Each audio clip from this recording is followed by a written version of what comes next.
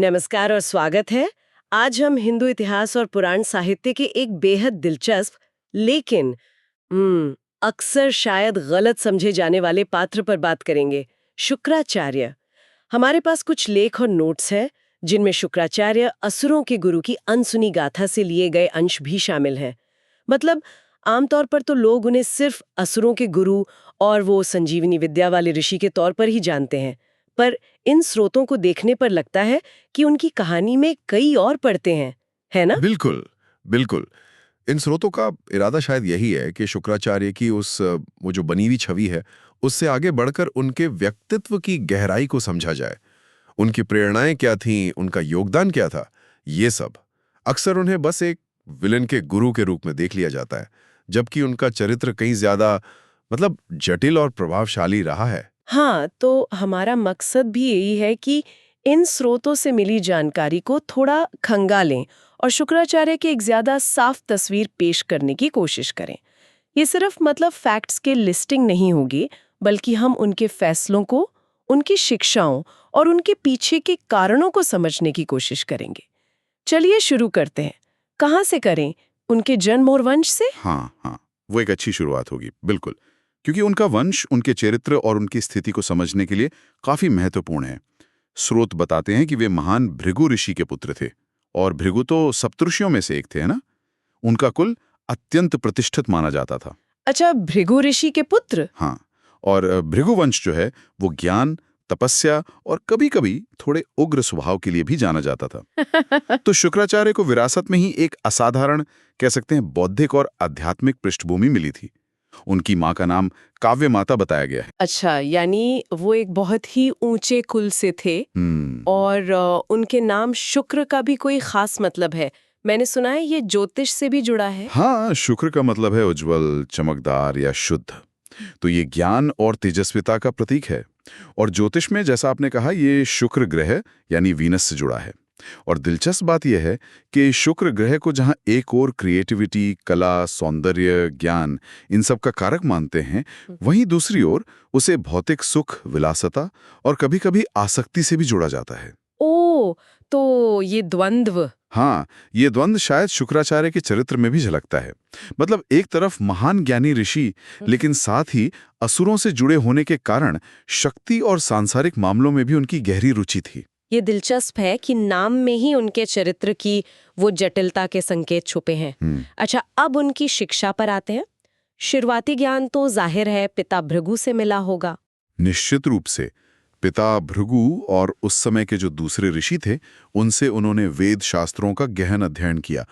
लेकिन उनकी ज्ञान की प्यास यहीं नहीं रुकी। स्रोत बताते हैं कि वे और सीखने के लिए अंगिरस ऋषि के आश्रम गए। अब यहाँ एक महत्वपूर्ण मोड़ आता है। हाँ, मैंने भी पढ़ा है इसके बारे में। अंगिरस ऋषि के पुत्र थे बृहस्पति, जो बाद में देवताओं के गुरु बने। हाँ, और कहा जाता है कि अंगिरस अपने पुत्र बृहस्पति पर ज्यादा ध्यान देते थे, जिससे शुक्राचार्य को थोड़ी उपेक्षा महसूस हुई। क्या क्या यही वजह थी कि उन्होंने असुरों का पक्ष चुना? ये थोड़ा पर्सनल राइवलरी जैसा लगता है ना? हाँ, देखिए, व्यक्तिगत प्रतिद्वंद्विता शायद एक पहलू रहा हो। मानवीय भावनाओं से तो कोई परे नहीं होता। लेकिन इन स्रोतों को अगर गहराई से देखें तो लगता है कि ये चुनाव सिर्फ उपेक्षा या जलन का नतीजा नहीं था। इसे एक बड़े परिप्रेक्ष्य में देखना जरूरी है। देव और असुर, ये दोनों ही कश्यप ऋषि की संतानें थीं। शक्तिशाली प्रतिद्वंद्वी थे। बृहस्पति ने देवों का मार्गदर्शन चुना, जो स्थापित व्यवस्था के प्रतीक थे। शुक्राचार्य का असुरों को चुनना, शायद ये ब्रह्मांडीय संतुलन का एक हिस्सा था, एक तरह से।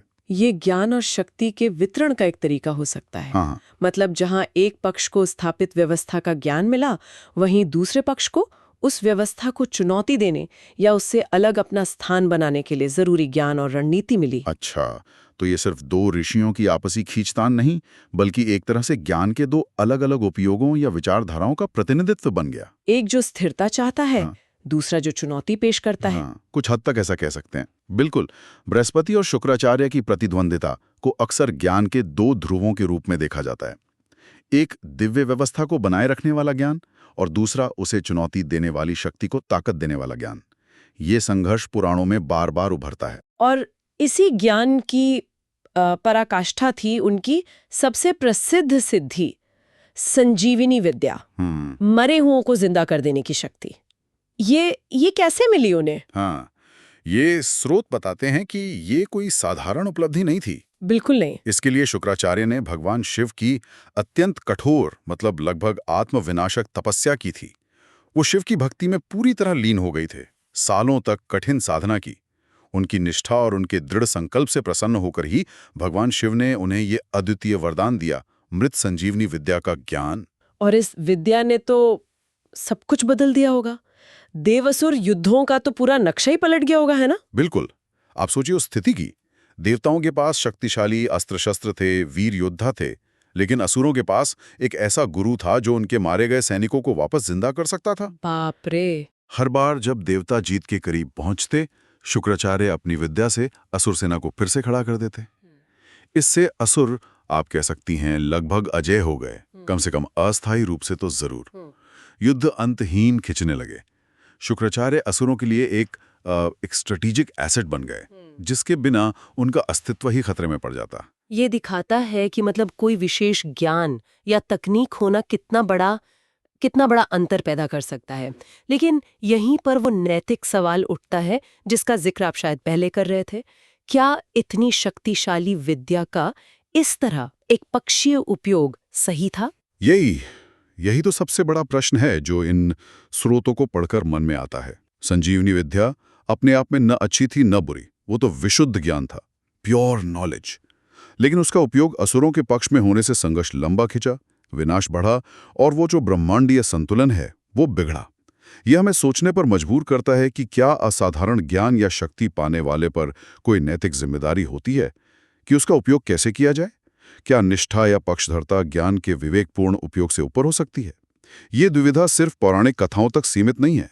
आज के युग में भी आप देखिए, वैज्ञानिक खोजों और तकनीकी शक्तियों के उपयोग को लेकर यही सवाल उठते हैं। ये सच में गहरा सवाल है। चलिए अब उनके निजी जीवन की तरफ चलते हैं थोड़ा। उनकी बेटी देवयानी का जिक्र आता है, खासकर राजा ययाति के संदर्भ में। इसका क्या महत्व है? हाँ, उनके निजी जीवन की घटनाएं भी उनके चरित्र और प्रभाव को दर्शाती हैं। जरूर। उनकी पुत्री देवयानी और असुर राजा वृषपर्व की पुत्री शर्मिष्ठा के बीच बचपन में हुई एक अनबन एक बड़ी कहानी की शुरुआत थी। शर्मिष्ठा द्वारा देवयानी का अपमान किए जाने पर शुक्राचार्य क्रोधित हुए थे और वृषपर्व को झुकना पड़ा था। अच्छा। और फिर राजा ययाति का प्रवेश होता है। उन्होंने देवयानी से विवाह किया, लेकिन गुप्त रूप से शर्मिष्ठा से भी संबंध बना लिए, जो देवयानी की दासी बनकर आई थी। जब शुक्राचार्य को इस धोखे का पता चला, तब उनका वही भृगुवंशी क्रोध जागा जिसका हमने पहले जिक्र किया था। अपनी बेटी के साथ हुए इस छल से वे इतने आहत और क्रोधित हुए कि उन्होंने तुरंत ययाति को श्राप दे दिया कि वह अपनी जवानी खोकर तत्काल बूढ़ा हो जाए। ये कोई छोटा श्राप नहीं था। और इस श्राप का असर सिर्फ ययाति पर नहीं पड़ा है ना, इसका प्रभाव तो बहुत बहुत दूर तक गया। बिल्कुल। ये शाप कथा का अंत नहीं था, एक नई कड़ी की शुरुआत था। ययाति के 5 पुत्र थे। अपने पिता को कष्ट में देखकर सबसे छोटे पुत्र पुरु ने अपनी जवानी पिता को देकर उनका बुढ़ापा स्वीकार कर लिया, और इसी पुरु के वंश में आगे चलकर कुरुक्षेत्र के युद्ध के मुख्य पात्र पांडव और कौरव हुए। तो देखिए कैसे शुक्राचार्य के व्यक्तिगत क्रोध और एक श्राप ने भारत के सबसे बड़े महाकाव्य की पृष्ठभूमि तैयार करने में भूमिका निभाई। अरे वाह! हाँ, ये दिखाता है कि व्यक्तिगत संबंध, भावनाएं और खासकर क्रोध जैसी तीव्र भावना के परिणाम कितने अप्रत्याशित और पीढ़ियों तक चलने वाले हो सकते हैं। ये उनके प्रभाव और शक्ति का एक और पहलू है। वाकई ये सब जोड़कर देखने पर उनकी छवि और जटिल हो जाती है। हम अक्सर उन्हें सिर्फ असुर गुरु मानकर एक नेगेटिव दृष्टि से देखते हैं, लेकिन क्या वे सिर्फ युद्ध और विनाश के समर्थक थे? स्रोत उनकी शिक्षाओं के बारे में क्या कहते हैं?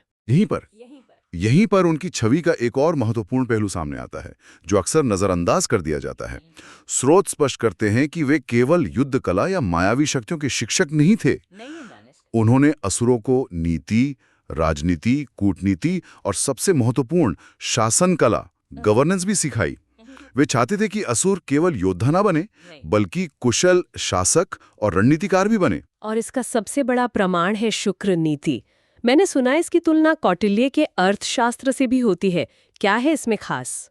शुक्र नीति को शुक्राचार्य द्वारा रचित माना जाता है और यह प्राचीन भारत के राजधर्मों और नीति शास्त्र के महत्वपूर्ण ग्रंथों में से एक है। इसमें कोई शक नहीं। इसकी तुलना अर्थशास्त्र से इसलिए होती है क्योंकि यह भी शासन चलाने के व्यवहारिक पहलुओं पर केंद्रित है। राजा के कर्तव्य, मंत्रियों का चुनाव, राज्य की अर्थव्यवस्था, न्याय प्रणाली, सैन्य रणनीति, यहाँ तक कि सामाजिक व्यवस्था पर भी इसमें विस्तृत विचार मिलते हैं। ये सिर्फ युद्ध जीतने की तरकीबों की किताब नहीं है। क्या आप शुक्र नीति से कोई ऐसा सिद्धांत या विचार बता सकते हैं जो थोड़ा चौंकाने वाला हो या उनकी छवि को और स्पष्ट करता हो? हाँ, एक दिलचस्प बात जो शुक्र नीति में मिलती है वो है शत्रुओं के प्रति नीति, जहाँ कौटिल्य आवश्यकता पड़ने पर कठोर उपायों का समर्थन करते हैं। वहीं कुछ व्याख्याओं के अनुसार शुक्र नीति में शत्रुओं को भी समझने, उनके साथ कूटनीतिक संबंध बनाने और अनावश्यक संघर्ष से बचने पर जोर दिया गया है। इसमें सलाह दी गई है कि राजा को आंख मूंद कर हिंसा या छल का सहारा नहीं लेना चाहिए, बल्कि बुद्धि, संधि और रणनीति का प्रयोग करना चाहिए। यह दिखाता है कि शुक्राचार्य केवल असुरों के विनाशकारी पक्ष को नहीं उकसा रहे थे, बल्कि उन्हें एक स्थायी राज्य और व्यवस्था बनाने के लिए आवश्यक व्यवहारिक ज्ञान भी दे रहे थे। वे शायद ये समझते थे कि केवल युद्ध से स्थायी सत्ता नहीं मिलती। ये तो उनकी छवि को बिल्कुल अलग रोशनी में दिखाता है। मतलब वे सिर्फ अंधेरे के प्रतिनिधि नहीं थे, बल्कि एक जटिल राजनैतिक विचारक भी थे। और कुछ कम ज्ञात बातें उनके बारे में, जैसे उनका एक आंख वाला होना। ये कहानी क्या है? हाँ, वो कहानी भी उनके चरित्र के एक और पहलू को उजागर करती है, अपनी निष्ठा के प्रति समर्पण। कथा के अनुसार जब भगवान विष्णु ने वामन अवतार लेकर असुर राजा बलि से 3 पग भूमि मांगी, तो बलि दान देने को तैयार हो गए। शुक्राचार्य अपने यजमान बलि के हितैषी होने के नाते समझ गए कि यह कोई साधारण याचक नहीं है, इसमें कोई छल है। उन्होंने बलि को दान देने से रोकने की बहुत कोशिश की। अच्छा। और जब बलि नहीं माने तो उन्होंने दान के संकल्प को रोकने के लिए कुछ किया। हाँ, कहा जाता है कि जब बलि संकल्प के लिए जल पात्र मतलब कमंडल से जल गिराने लगे तो शुक्राचार्य सूक्ष्म रूप धारण करके कमंडल की टोंटी में बैठ गए ताकि जल बाहर ना आ सके और संकल्प पूरा ना हो। तब वामन रूपी विष्णु ने एक कुशा, पवित्र घास का तिनका लेकर टोंटी में डाला, जिससे शुक्राचार्य की एक आंख फूट गई। तभी से उन्हें एकाक्ष यानी एक आंख वाला भी कहा जाता है। ये घटना दिखाती है कि वो अपने पक्ष यानी असुरों के हितों की रक्षा के लिए कितने प्रतिबद्ध थे, यहाँ तक कि स्वयं विष्णु का सामना करने और व्यक्तिगत क्षति उठाने को भी तैयार थे। ये उनकी निष्ठा और दृढ़ता को दर्शाता है, भले ही वो असुरों के प्रति थी। और एक बात और, स्रोत कहते हैं कि असुरों के गुरु होने के बावजूद उन्होंने उन्हें सत्य और अनुशासन भी सिखाया। क्या ये सही है? हाँ, ये महत्वपूर्ण बिंदु है। स्रोत इस बात पर जोर देते हैं कि उन्होंने असुरों को पूरी तरह से अधर्मी या अनैतिक बनने के लिए प्रेरित नहीं किया। उन्होंने उन्हें रणनीति सिखाई, शक्ति दी, अनुशासन सिखाया। उन्होंने उन्हें अपने लक्ष्यों को प्राप्त करने के लिए साधन दिए, लेकिन साथ ही जैसा शुक्र नीति से पता चलता है, शासन और व्यवस्था के सिद्धांत भी दिए। शायद उनका दृष्टिकोण ये था कि असुरों को देवों के बराबर या उनसे बेहतर शासक बनना चाहिए, न कि केवल विनाशक। यह उन्हें एक जटिल शिक्षक बनाता है जो पूरी तरह से किसी एक खांचे में फिट नहीं होते हैं। तो इन सभी जानकारियों को अगर हम देखें, उनका वंश, उनकी शिक्षा, संजीवनी विद्या, ययाति को श्राप, शुक्र नीति, एकाक्ष होना, इन सब को मिलाकर देखें तो शुक्राचार्य आखिर किसका प्रतीक है? उनका प्रतीकात्मक महत्व क्या निकलता है? स्रोत कई गहराइयों की ओर इशारा करते हैं। पहला, विज्ञान की 2-धारी तलवार का प्रतीक है ना? संजीवनी जैसी महान विद्या जब असुरों के हाथ लगी तो उसने संतुलन बिगाड़ा। यह दिखाता है कि ज्ञान कितना भी शक्तिशाली क्यों न हो, उसका उपयोग किस उद्देश्य और विवेक से किया जाता है, यह महत्वपूर्ण है। ज्ञान स्वयं में तटस्थ है, पर उसका प्रयोग उसे सकारात्मक या नकारात्मक बना सकता है। सही बात है। दूसरा, वे ब्रह्मांडीय संतुलन में प्रतिद्वंद्वी या चुनौती की भूमिका का प्रतीक है। देव असुर संघर्ष केवल अच्छाई बुराई की लड़ाई नहीं, बल्कि व्यवस्था और परिवर्तन, स्थिरता और महत्वाकांक्षा के बीच का द्वंद्व है। शुक्राचार्य उस पक्ष को सशक्त करते हैं जो स्थापित व्यवस्था को चुनौती देता है। तीसरा, वे बुद्धि, रणनीति और कूटनीति की शक्ति के प्रतीक हैं। जहां देवों के पास इंद्र जैसे बलशाली योद्धा थे, वहीं असुरों के पास शुक्राचार्य का दिमाग और उनकी वो अद्वितीय विद्या थी। यह दिखाता है कि शारीरिक बल ही सब कुछ नहीं होता, बौद्धिक क्षमता और विशेष ज्ञान भी निर्णायक हो सकते हैं। बुद्धि बनाम बल के संघर्ष में वे बुद्धि का प्रतिनिधित्व करते हैं। और शायद वे अटूट निष्ठा और अपने चुने हुए पक्ष के प्रति समर्पण का भी प्रतीक है, भले ही वो पक्ष विवादास्पद क्यों ना हो। निश्चित रूप से उनकी कहानी में यह पहलू भी बहुत प्रबल है, इसमें कोई दो राय नहीं। अपने शिष्यों और यजमानों के प्रति उनकी प्रतिबद्धता अटूट थी, जिसके लिए उन्होंने देवताओं और यहां तक कि स्वयं विष्णु का भी विरोध किया। तो कुल मिलाकर आज की हमारी इस चर्चा से ये साफ है कि शुक्राचार्य सिर्फ असुरों के गुरु या संजीवनी विद्या के ज्ञाता नहीं थे। वे एक असाधारण रूप से जटिल और बहुआयामी व्यक्तित्व थे। एक महान विद्वान, भृगु ऋषि के तेजस्वी पुत्र, एक कठोर तपस्वी, एक कुशल रणनीतिकार और नीतिज्ञ, शुक्र नीति के रचयिता, एक समर्पित गुरु और एक ऐसे पात्र जिनके व्यक्तिगत जीवन की घटनाओं और क्रोध ने भी इतिहास की धारा को प्रभावित किया है। उनकी कहानी हमें हिंदू कथाओं और दर्शन की गहराइयों में ले जाती है और सोचने पर मजबूर करती है। बिल्कुल। और इन सभी स्रोतों और चर्चा के बाद एक विचार या प्रश्न मन में रह जाता है, जिस पर शायद श्रोताओं को भी सोचना चाहिए। शुक्राचार्य ने अपनी असाधारण प्रतिभा और ज्ञान का उपयोग उस पक्ष के लिए किया जिसे पारंपरिक रूप से अधर्म का पक्ष माना जाता है। इससे युद्ध लंबे चले, संतुलन बिगड़ा। तो क्या महान ज्ञान या शक्ति अर्जित करने वाले व्यक्ति की कोई अंतर्निहित नैतिक जिम्मेदारी होती है कि वो देखे कि उसकी क्षमताओं का अंतिम परिणाम क्या होगा? क्या पक्ष, निष्ठा या व्यक्तिगत कारणों से मिली शक्ति का उपयोग करते समय वृहत्तर हित या संतुलन के विचार को अनदेखा किया जा सकता है? ये सवाल सिर्फ शुक्राचार्य के लिए नहीं, बल्कि हर उस व्यक्ति या समूह के लिए प्रासंगिक है जिसके पास दूसरों को प्रभावित करने की शक्ति या ज्ञान है। शक्ति के साथ आने वाली जिम्मेदारी का ये प्रश्न हमेशा विचारणीय रहेगा। एक बहुत ही प्रासंगिक और विचारोत्तेजक बिंदु। आज के इस विश्लेषण के लिए बस इतना ही। उम्मीद है शुक्राचार्य के बारे में ये गहरी पड़ताल आपको रोचक और ज्ञानवर्धक लगी होगी। अगर आपको ये वीडियो पसंद आई है तो इसे ज़रूर लाइक करें, कमेंट सेक्शन में अपना ओपिनियन बताएं और चैनल को ज़रूर सब्सक्राइब करें। मिलते हैं अगली वीडियो में, तब तक के लिए नमस्कार।